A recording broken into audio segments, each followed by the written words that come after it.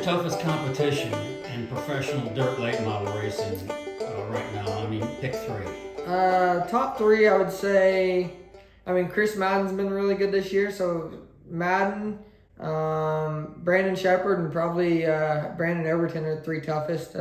Obviously, Davenport and McCready and them guys are really, really tough. But Overton's been really good the last year and a half, and Sheppy's been good for the last 3 or 4. So them guys for sure. Yeah. Your favorite track? Do you have one? Is it the East Bay Raceway Park. East Bay. Oh yeah, I haven't heard that one yet. Oh yeah, I love East Bay. My dad raced there every winter, so we kind of grew up spending the winter down there and hanging out. So I just have a lot of memories there. And the first time I ever went there, I ran really good.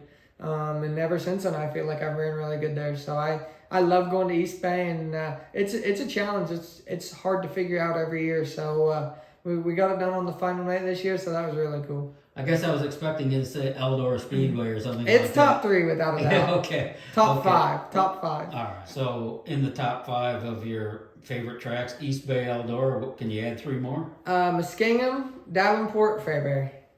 Nice. Fairbury over in Illinois. Yeah, Fairbury, Illinois. Yeah, gotcha. Yeah. And Muskingum, that's a hometown. Yeah, you can't. It's not even hometown, it's next door. Yeah, you can't pass up Muskingum. And then I love Davenport, Iowa. I went out there last year for the first time, and the track was awesome.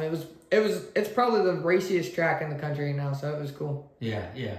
Do you prefer a track that's hard, packed, black, dry, slick, or do you like a heavy, wet, you can really lean and get a hold of it and lean on the cushion? What's your style? Really, I don't mind either. I just like a racetrack where you can move around and pass. You know, if it's hard, slick, and it gets one lane, then it sucks. And if it's wide open fast and it's only one lane and it ain't wide now, then it sucks. So I don't mind a racetrack. If it's got a little bit of traction strip here or there, it's probably my all-time favorite, just because then you have to move around and hit it, and it usually makes it race a little better. But for the most part, as long as you can race, I'm happy. Yeah.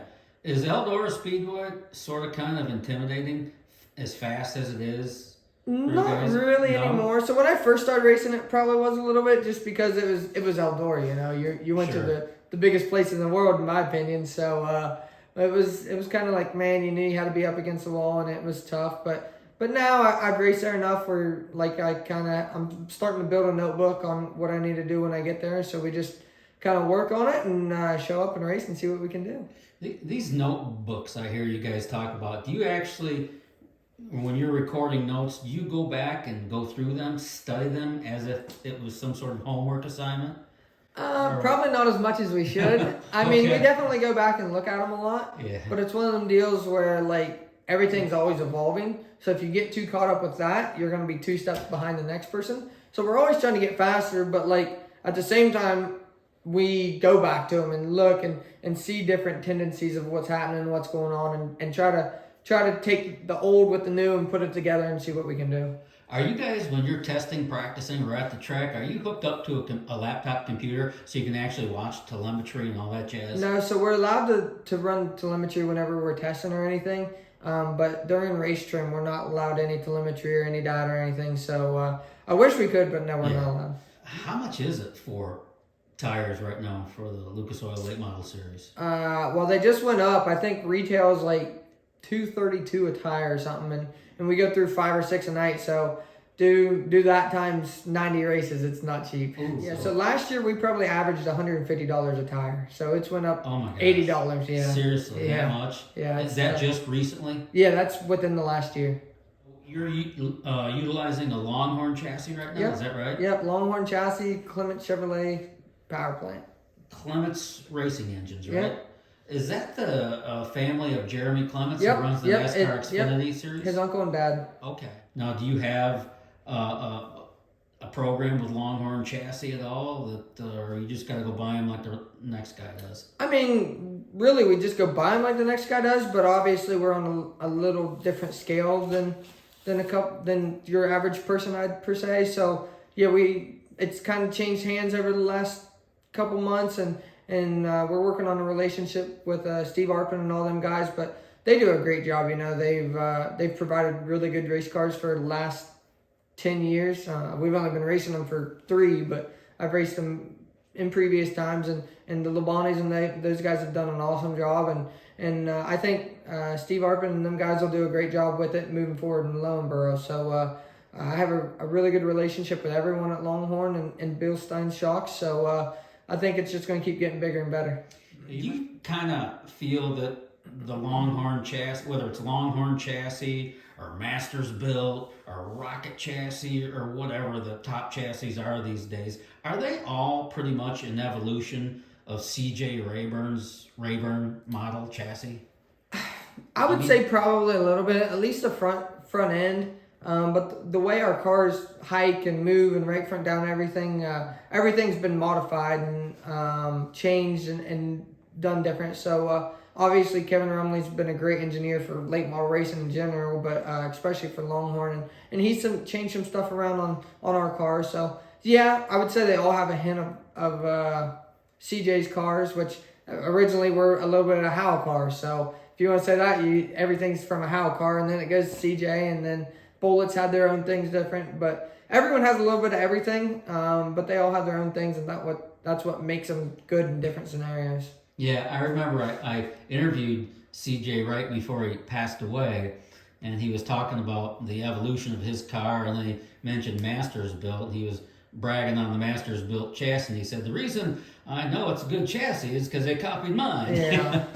that was funny. He's an icon of the business. Oh, Did you yeah. ever meet CJ? Oh yeah, I talked to CJ. You know, it's not like I have a real close relationship with him, but whenever I saw him, I'd say hi and obviously talk about Dad a little bit and everything else. So it was cool when I saw him. Yeah, he was just an icon of the industry. It seems in racing today, whether it's sprint car racing, dirt late model racing, pavement template late model racing, whatever it is, the racers are using a lot of the same chassis. They're using the same bolt-on parts. They have many of the same engine manufacturers.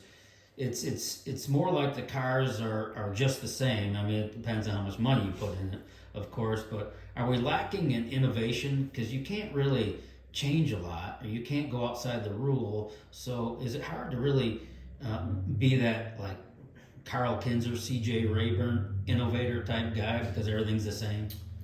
Yes and no. There's so many different things we can already do on our late models. Yeah, there's different cars. You got Rockets, you got Longhorns, you got Black Diamond, Bloomquist cars, and they all have their own advantages and disadvantages. I don't know how to answer that because I feel like there's still a lot of innovating going on, but at the same time, they're trying to keep the cost down and keep us within boundaries. So yeah, there is and isn't innovating, but I don't mind where our sport's at right now with all that. I feel like the cream always rises to the top. So as long as we're working harder than everyone and I'm driving better than everyone, then we're gonna win races. So you can still work your way to victory lane. Oh yeah. Just by outworking them. Yeah. Yeah. Are the engines in dirt late model racing? They're all aluminum, right? Aluminum heads, aluminum block. Yeah. What are they? They're beyond 410s, aren't they? Are they bigger than 410s? Yeah. So we're not allowed any fuel injection. We're still all carbureted stuff, but most of the motors are anywhere from 430s to 450s. Okay. Yeah. So how technical are you? Are you a technical racer? Do you dig right into the chassis? Oh yeah, I do all my own. I'm my own crew chief. I do it all. Really? Yeah. No, I haven't heard that one in a long time. You're your own crew chief? Yeah. You do your own setups? Yeah, I do all. So I have people I obviously bounce ideas off of. My dad, Keith Burner with Aki Force, Bill Steen, some guys from Longhorn, just different people I talk to. But yeah, the night of the race, I pretty much make all my own calls. I'm doing all the shock and spring work and everything, so I pretty much do it all. So when your car isn't just right, you are the one it's all on me. Climbs out and starts turning wrenches. You got it. Really? Yeah. You don't convey that to someone, hey, my car's tight, do something about it? Nope. So I talk to, like if my brother goes or them guys I mentioned go, I'll talk to them about it a little bit and they'll bounce ideas off of me. But at the end of the day, like if the car's slow, it's on me, and if the driver's no good, it's on me. So I got to make sure it all happens. Lord, who's the car owner on this deal? Ty Torg. So he owns a performance parts business. He sells racing parts, tires, etc. to late model guys, street stock, sprint car guys, all different kinds of guys. So he owns it, and then I pretty much manage and run the whole thing, and then I've got 2 really good crew guys that help me keep it going. Have you ever driven a sprint car? I tested one last year. Really? For John Schoenbrock, yep. Where at? It was in Muskingum. Oh, no kidding? Yep. Yeah, we're trying to figure out the logistics so I can race one this summer, but Really? we haven't got it all figured out yet. Would it, if you did race one, would it be right here at Muskingum? It'd either be here or Atomic, I would say. That's got to be a completely different feel, you know, a 1,400-pound sprint car. How much is a late model weigh? 2,300. Okay. Yeah, about 900-pound difference. Yeah. That's interesting. Yeah, they're awesome. I love sprint cars. Oh, I do too. Yeah. I love watching them. When you getting ready to climb in your race car and race, do you struggle with your nerves? I mean, do you have to calm and settle yourself down, or is it you've done it long enough now that you can get in and just put it all behind you? I mean, you always have a little bit, just as much anxious as anything, because I want to go out there and win, you know. So I'm as hard on myself as anyone else would be if I don't perform. So yeah, I mean, I get nervous, I guess, if you want to say. I don't really know. Nervous, anxious, just ready to go. But once I get rolling, it's not as bad, you know. You get out there and get moving, and you don't think about it. You just think about what you got to be doing. But when you're sitting there every once in a while, yeah, the butterflies are turning, I guess. Yeah, when you're just sitting there in the waiting mode. Yeah. But once you climb in, the motor fires, and you roll off, that all goes away, right? Yeah, you're just you gotta thinking get down to business. Yeah, you're thinking about what you need to do, where you need to be running, hitting your marks, and make sure you beat everyone else. So, I'm gonna ask. I think I know, but your nickname, I guess, is the mailman. Yeah, is that what I think it is? You're hauling the mail, kind of thing. Yeah. So there's a little bit of a story behind it. Okay. But you have to go to the t-shirt trailer and you have to buy a shirt off of either my girlfriend Lakia or my grandpa and ask about the story. And if you buy a shirt and ask about the story, they'll tell you. Okay. Yeah, there's a pretty kind of funny story. My grandpa doesn't think it's funny, but it's a pretty good story. So the History Mystery Man carries no weight with that story. I gotta buy it. Yeah, you gotta go buy yourself a shirt. All right, I'm in. I'll do it. A little marketing there. Come on. You're very good at it. You're not only a good driver and a good crew chief. You got the marketing thing. Hey, we got to make it all happen. I understand completely, and I'd be happy to buy a shirt sometime. So, what is your dream job in racing? If you could have anything you wanted and make a living doing it, would it be NASCAR or would it be right where you are in the dirt late model world? I mean, if money was no object on anything ever, I'd probably want to do it all, you know. I'd like racing NASCAR. I'd like being like Kyle Larson, you know. Race NASCAR, race sprint cars, race late models, go race some midget races, you know.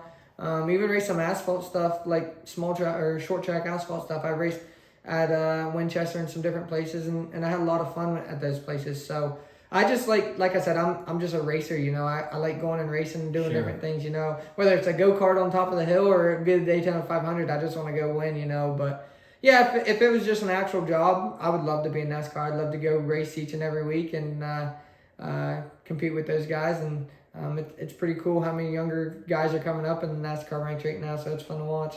Yeah, but you gotta sort of kind of pinch yourself every now and then just to be where you are with a top-notch dirt late model team running the Lucas Oil Dirt Late Model Series. I mean, that's got to be super cool. Yeah, it is, you know, and like a lot of the other division or series or types of racing are watching us as well, you know.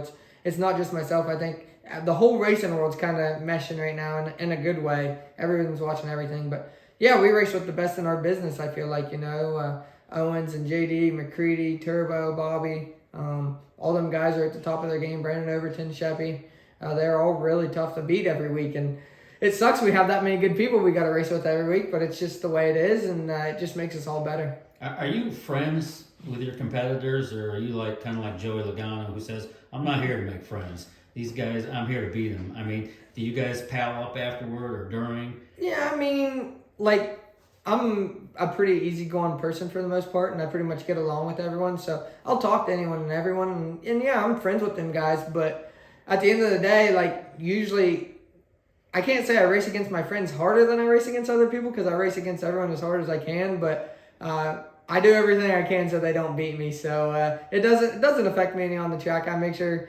I do what I can to beat them. Yeah.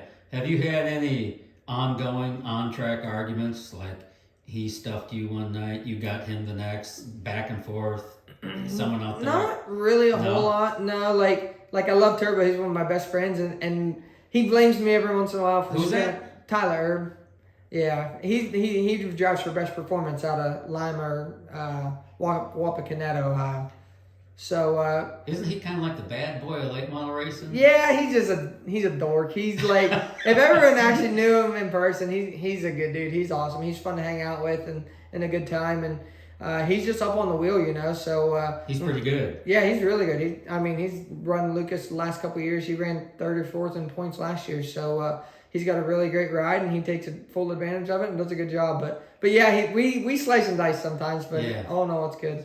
How do you get to the races? Do you travel in your passenger car? Do you go in the tractor rig, or how? So sometimes I go in the race hauler, and then most of the time I take my merchandise trailer with my RV.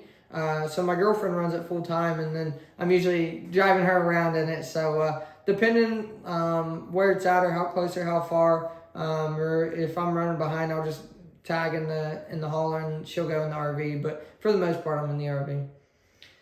Can you make any money in the apparel business these days? I mean, is it? Yeah, it's all right. If you win, it's a lot better than if you're not running good. But yeah, it's one of them deals where it gets her up and down the road, and she worries about that full time now. So when she does that, she does good. And like I said, when we're winning, we do really good. But if not, it's not always as good. But she's got it set up on DevinMoranRacing.com, where you can go on there and get all of our merchandise and everything. So it's cool. Is she a race fan? Oh, she loves it. So she grew up in Pennsylvania, and her dad raced. What part of Pennsylvania? Up towards Erie, PA. Okay. Yeah, just east of Erie. It's just south of Jamestown, New York. Yeah. So right off, I think 86 is what it is. Yeah.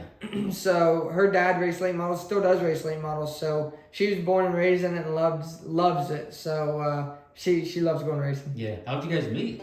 At the races at Lernerville. Imagine that. Yeah, slid in there and started talking to her. She couldn't resist, I guess. You're too funny. That's our dog Mitzi. Mitzi? Yeah. Hi, Mitzi. You're a good-looking pupper. Yes, you I are. bought her from